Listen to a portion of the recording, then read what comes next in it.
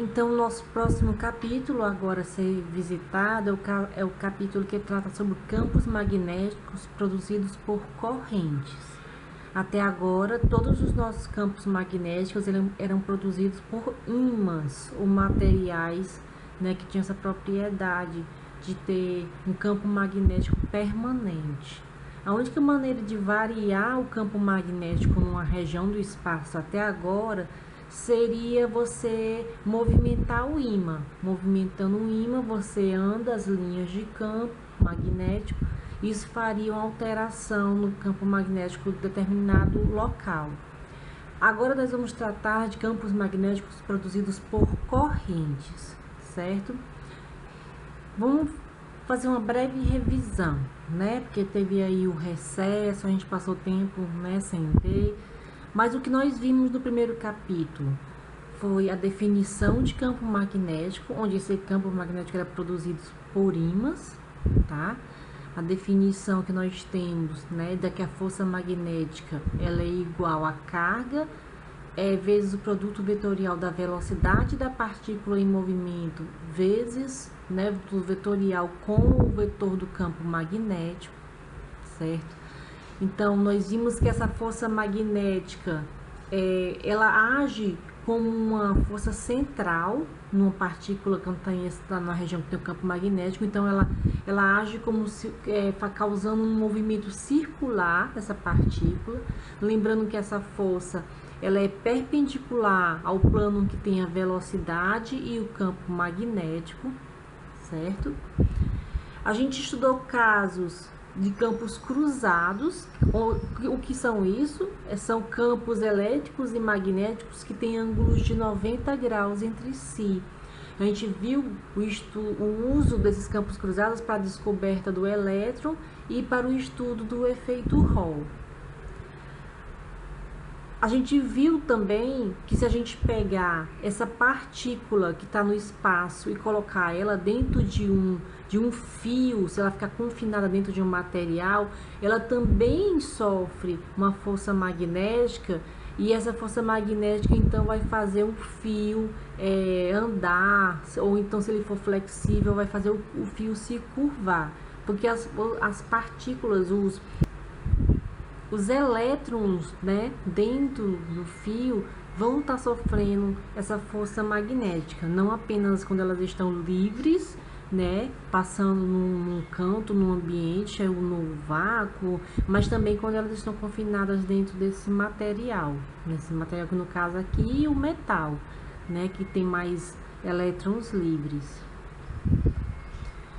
E nós vimos que se a gente faz esse fio, né, tem um formato fechado, que a gente chama de espira, que pode ter esse formato ser circular, triangular, um retângulo, mas se a gente faz uma espira para passar uma corrente elétrica e coloca essa espira numa região que tem um campo magnético, essa espira vai sofrer um torque, né? Devido às forças magnéticas, vai ter um torque, e esse torque tende a alinhar o momento magnético que é gerado na espira com o campo magnético externo. Então ele vai tentar sempre girar ou rodar nessa direção, tá certo? E o momento dipolar magnético, a gente viu que basta seguir a regra da mão direita, né, para poder a gente saber a orientação na espira, tá certo? Se vai ser para cima ou para baixo, né, no plano da espira.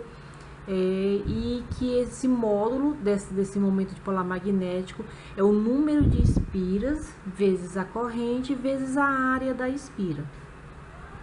Bem, então que daí surge com a descoberta de que um campo magnético pode ser criado por cargas em movimento, surge um novo ramo da física. Até agora, a física era dividida em eletricidade e magnetismo. Eram dois ramos diferentes. Uma coisa era estudar um corpo carregado, outra coisa era estudar um ímã. Quando Oersted fez aquele experimento, né, que detectou um campo magnético ao redor de um fio, certo? Ou seja, partículas carregadas em movimento estavam gerando um campo magnético e ele botou essa corrente no fio e sem querer eles perceberam que sobre a bancada tinha uma bússola e a bússola sofria influência, né, desse campo magnético. Daí surgiu o eletromagnetismo, ou seja, campo magnético gerado por cargas, né? Aí daí vem o eletromagnetismo. Foi uma grande surpresa, ninguém esperava ter uma ligação entre esses dois fenômenos.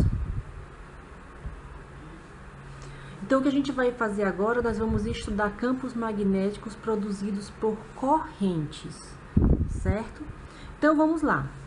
Nós vamos estar interessados em calcular o campo magnético em determinado local do espaço produzido por uma corrente. Então, se está produzido por uma corrente, tem um fio em que ela está passando. Então, aqui eu tenho o meu fio, que está passando uma corrente de baixo para cima, e eu quero encontrar o campo magnético aqui na posição do ponto P, ó, certo? Então, como é que eu faço para achar isso daqui? Se eu seguir a regra da mão direita, a corrente está indo para cima e eu rodar os meus dedos, eu vou ver que nessa posição aqui, nesse plano do computador, nessa posição aqui, o meu campo magnético, ele está entrando na tela, tá certo? Entrando na tela. Então, eu já tenho uma ideia, uma noção de como está o vetor campo magnético nessa posição aqui. A corrente está subindo, então o que eu vou fazer?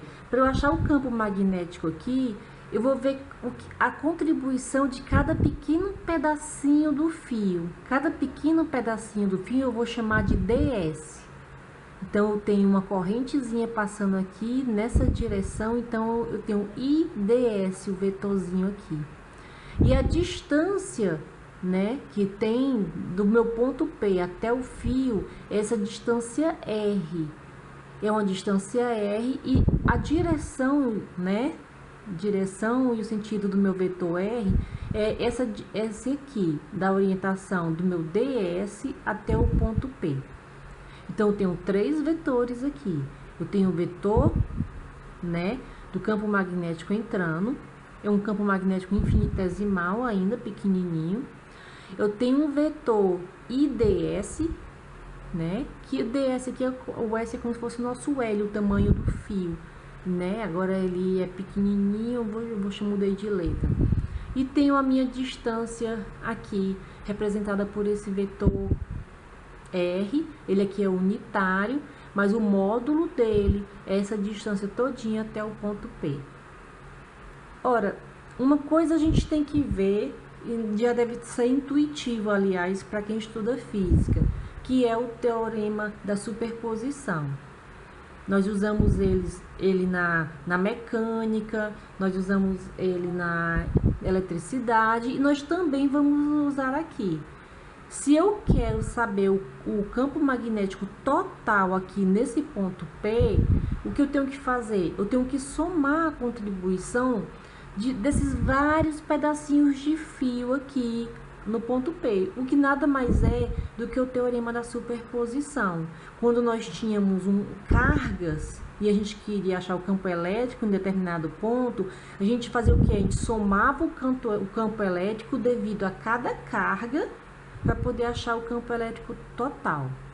Só que tem uma particularidade. O campo elétrico era bem mais simples porque a nossa carga que nós tínhamos, o nosso dq em determinado corpo carregado, isso aqui é uma grandeza escalar. Só nos interessava a intensidade dela. Então, era bem mais simples. Enquanto que aqui no magnetismo, né, a nossa grandeza aqui, o nosso ds, ele não é mais escalar. Ele tem a intensidade, que é o I da corrente, mas ele é vetorial, porque ele vai depender, ele cai em cada posição, ele vai ter uma direção e um sentido. E isso torna o cálculo um pouquinho mais sofisticado, um pouquinho mais complexo. Então, se a gente vê o que foi observado nos laboratórios no cálculo desse campo magnético, empiricamente, eles encontraram essa relação. Que esse pequeno campo magnético aqui, devido a esse pequeno ds do fio, era igual a Ni0 sobre 4π e ds seno de θ sobre R2, onde I é a corrente, ds é o tamanho infinitesimal desse fio, tá certo? Seno de θ é o ângulo entre o meu IDS e o meu vetor posição, então esse aqui é o meu θ, e R2 é justamente a distância do fio até o ponto que eu tenho interesse. Esse Ni0, ele está muito parecido com o que na eletricidade, na parte de campo elétrico, a gente chamava de ε0, a permissividade. Aqui o Ni0 é a permeabilidade do vácuo, tá certo? É uma propriedade do meio relacionada a aos campos magnéticos. Aqui no caso ele é o vácuo e vai mudar esse Ni dependendo do material, tá certo? Então esse valor é uma constante, então Ni0 sobre 4π, tá?